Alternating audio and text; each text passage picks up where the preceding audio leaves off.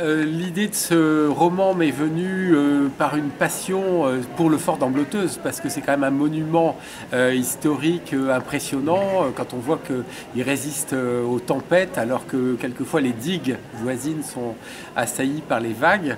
Et donc je me suis penché sur l'histoire d'Ambleteuse, Audrecel, 800, Bazingan, Marquise, 8000, Boulogne, et j'ai trouvé des choses passionnantes sur cette fin du XVIIe siècle.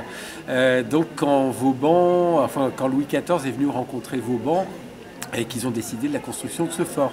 Alors bon, après, j'ai eu l'idée d'une intrigue, d'une romance en quelque sorte, hein, et donc je cherchais en quelque sorte comment appeler mes deux héros, et puis puisque mon grand-père, brasseur à 8000, produisait la limonade Zabel, puisqu'il avait cette Zabel, voilà, Baptiste Zabel, ça m'est venu spontanément.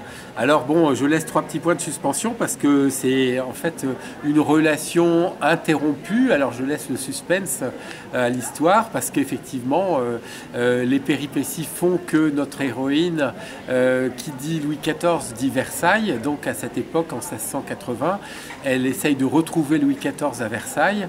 Et là je voulais aussi rendre hommage à Le Nôtre, hein, pour les magnifiques jardins, et puis aussi à La Fontaine qui est un poète exceptionnel qui traverse les siècles. Donc voilà l'idée de cette romance et de ce roman.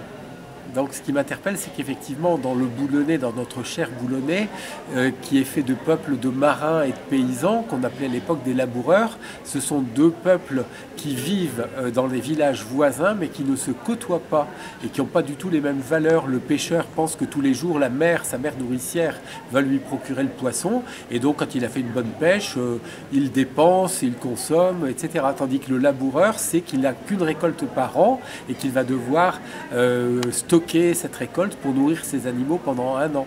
Donc en fait, forcément, ce sont des gens qui n'ont pas les mêmes valeurs, et donc j'ai voulu mettre aussi en scène cette antithèse entre les laboureurs et les paysans de notre cher Boulonnais.